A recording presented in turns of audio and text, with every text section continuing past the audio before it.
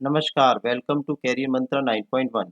मैं अंकित यादव आपके अपने यूट्यूब चैनल में आपका स्वागत करता हूं। जैसा कि थंबनेल देखकर आप समझ सकते हैं कि आज की क्लास में हम यूपी ट्रिपल एससी पेट वालों के लिए 100 प्रैक्टिस सेट, जी हां 100 प्रैक्टिस सेट लेकर के आए हैं। इस सीरीज में हम भारतीय इतिहास के प्रैक्टिस सेट कंप्लीट कर रहे हैं। मैंने अभी तक 70 प्रैक्टिस सेट कंप्लीट करा दिए हैं। अगर आपने अभी तक ना देखा हो तो जरूर देख लें। आने वाली हम 3 क्लासों में सारे सेट कंप्लीट कर चुके होंगे, क्योंकि हर क्लास में हम 10 सेट कंप्लीट करा रहे हैं। आपने अभी तक चैनल सब्सक्राइब नहीं किया तो चैनल सब्सक्राइब कर दीजिए, लाइक कर दीजिए और शेयर कर दीजिए और कमेंट करके जरूर बताइए कि ये सेशन आपको कैसा लगा। चलिए वीडियो शुरू करते हैं। प्रैक्टिस सेट नंबर 71 का फर्स्ट क्वेश्चन है, किस इतिहासकार ने अकबर को राजपूतों की स्वतंत्रता का प्रथम विजेता कहा है? ऑप्शन है colonel Tod, Beni Prasad, Shriram Sharma, A L Srivastava. तो इस क्वेश्चन का राइट आंसर है A option is right, colonel Tod.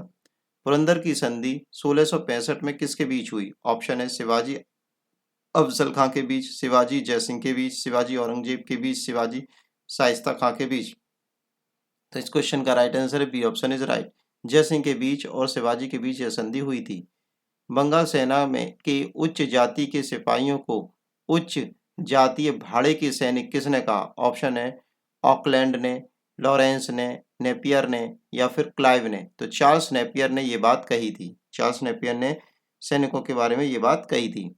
1857 में अवध का चीफ कमिश्नर कौन था? ऑप्शन है हार्टेग, ऑकलैंड, कॉल्विन, टिम्बेड या जेम्स अट्रेम। तो इस क्वेश्चन का राइट आंसर हो जाएगा जेम्स अट्रेम्ट। जाति मीमांसा के लेखक कौन है? ऑप्शन है श्री नारायण गुरु, ज्योतिबा वे फुले, बी आर अम्बेडकर, पेरियार रामास्वामी। तो गुरु श्री नारायण गुरु जो है जाति मीमांसा के लेखक हैं। सेट नंबर हम 72 पर जा रहे हैं। 72 में क्वेश्चन देखते हैं फटाफट से। निम्नलिखित में से किस क्षेत्र में ब्रिटिश ने अपनी सबसे अधिक पूंजी का निवेश किया था? ऑप्शन है जूट में, कपड़ा उद्योग में, चाय कहवा नील में, रेलवे, बैंकिंग, बीमा और शिपिंग्स में। तो इसी में सबसे ज़्यादा इन्वेस्टमेंट होता है और इसी में ही इन्होंने सबसे ज़्यादा इन्वेस्टमेंट किया था। हड़प्पा सभ्यता में निम्न में से किसकी जानकारी नहीं है? ऑप्शन है कुआं, नहर, कुएं पर पुल्ली या फिर टेकली। तो सी ऑप्शन इसका सही है कि नहीं पूछा गया है। कुआं, नहर और टेकली के बारे में जानकारी मिलती है, पर कुएं पर पुल्ली की जानकारी नहीं मिलती है। नेक्स्ट क्वेश्चन है, तमसो माँ ज्योतिर्गमय या हमें अंधकार से प्रकाश की ओर ले चलो, इसका ये मतलब है। यह निम्नलिखित में से किस उपनिषद में आता है? मनुस्मृति में, बृहदारण्यक में, छंदोग्य में, बोधायन धर्म सूत्र में। तो बी ऑप्शन इज राइट, ये बृहदारण्यक में आता है। बौद्ध काल में कितने गणराज्य थे? ऑप्शन है 10, 12, 20 या फिर 30।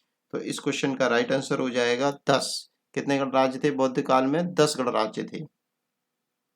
महावीर स्वामी की जन्मस्थली निम्नलिखित में से कहाँ पर है? ऑप्शन है कुशीनगर में, सारनाथ में, पावापुरी में या वैशाली के निकट कुंडल ग्राम में। तो वैशाली के निकट कुंडल ग्राम में महावीर का जन्म हुआ था। सेट नंबर 72 के बाद 73 पर चलते हैं हम लोग। निम्नलिखित में से कौन सा ग्रंथ पपलीबन में स्थित मौर्य नामक गैर राजसी कबीले की बात बताता है?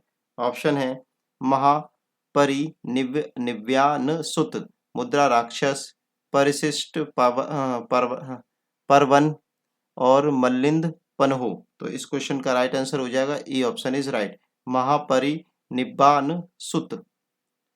नेक्स्ट क्वेश्चन की तरफ चलते हैं, सेट नंबर 73 के पे।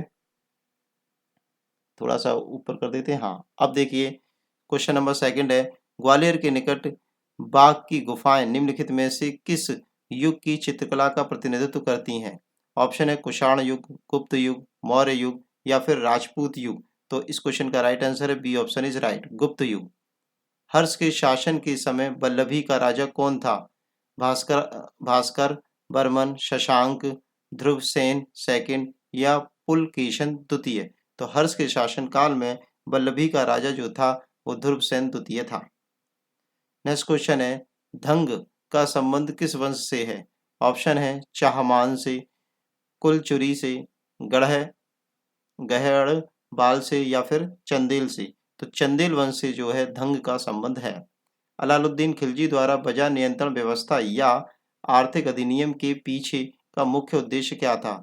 सीमित वेतन में अपने सैनिकों को संतुष्ट रखना, जन कल्याण करना, हिंदू सौदागरों और व्यापारियों पर नियंत्रण रखना, अवैध व्यापारिक गतिविधियों का प्रतिनिधित्व करना। तो इस क्वेश्चन का राइट आंसर हो जाएगा सीमित वेतन में ही अपने सैनिकों को संतुष्ट करने के लिए ही नियंत्रण किया गया बाजार की कीमतों पर। नेक्स्ट क्वेश्चन है, मतलब कि नेक्स्ट सेट है हमारा सेट नंबर 74। क्वेश्चन के ऑप्शन थोड़ा सा कट रहे हैं, अब आपको क्लियरली विजिबल होगा। किस युद्ध में बाबर ने जिहाद का उद्घोष किया और तमगा नामक कर समाप्त किया और युद्धों के उपरांत विजयी होकर गाजी की उपाधि धारण की? ऑप्शन है खानवा का युद्ध, घाघरा का युद्ध, चंदेरी का युद्ध या फिर पानीपत का युद्ध। तो इस क्वेश्चन का राइट आंसर हो जाएगा खानवा के युद्ध में ही बाबर ने जिहाद का नारा दिया था और गाजी की उपाधि धारण की थी। बखर क्या है? विदेशी समाचार पत्र है, इतिहास रचना के वर्णनात्मक साधन है, राजकीय सूचना घोषणाएं हैं या फिर गुप्तचरों की सूचना है? तो इस क्वेश्चन का राइट आंसर है बी, इतिहास रचना के वर्णनात्मक साधन है बखर। कलकत्ता की स्थापना से पूर्व बंगाल के विशालतम बस्ती कौन थी? ठीक है, कलकत्ता की स्थापना से पहले। ऑप्शन है चिनसुरा, 24 परगना, हुगली या फिर कासिम बाजार। तो इस क्वेश्चन का राइट आंसर हो जाएगा हुगली। हुगली जो है कलकत्ता से पूर्व बंगाल की सबसे बड़ी बस्ती थी। विधवा पुनर्विवाह के प्रति किस सुधारक ने प्रमुख योगदान दिया? केशव चंद्र सेन ने, विष्णु शास्त्री ने, स्वामी विवेकानंद ने, ईश्वरचंद विद्यासागर ने?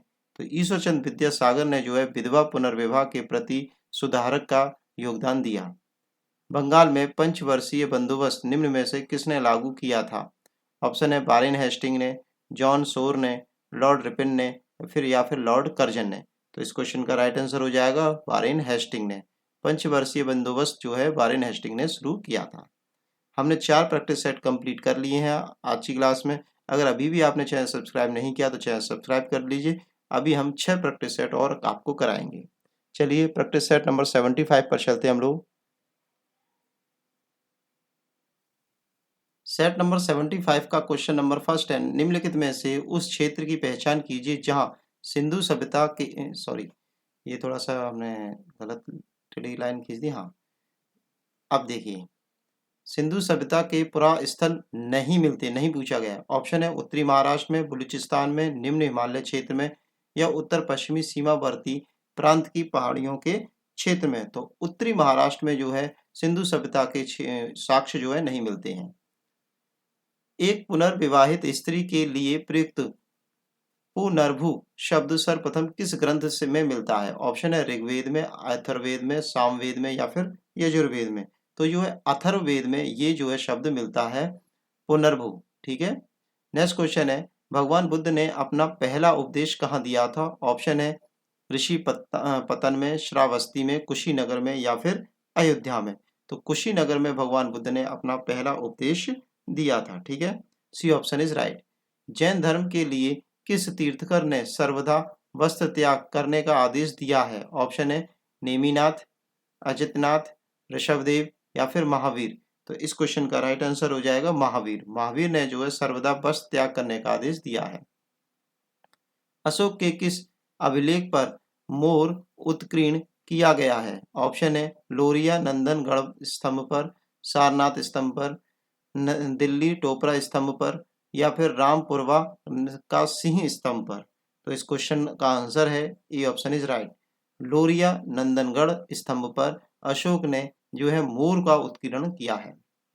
सेट नंबर हम 76 पर चलते हैं।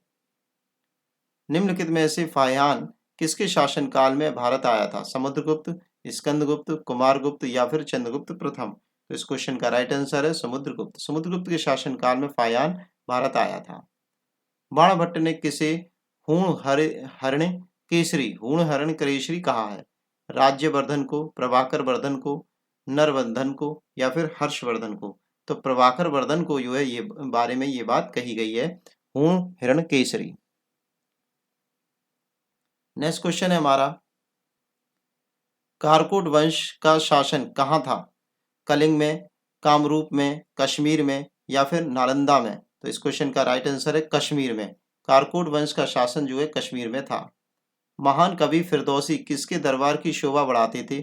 ऑप्शन है राजा सोलोमन, अलाउद्दीन, इल्तुतमिश या सुल्तान महमूद। तो इस क्वेश्चन का राइट आंसर है सुल्तान महमूद के शासनकाल में ये फिरदौसी उसका शोभा बढ़ाते थे। किसके मध्य चौसा का युद्ध लड़ा गया? शेरशाह सूरी, मुगल शासक हुमायूं के बीच, जहांगीर और अमर सिंह के बीच, अकबर और हेमू के बीच या बाबर और इब्राहिम लोधी के बीच? तो शेरशाह सूरी और हुमायूं के बीच ये युद्ध लड़ा गया था।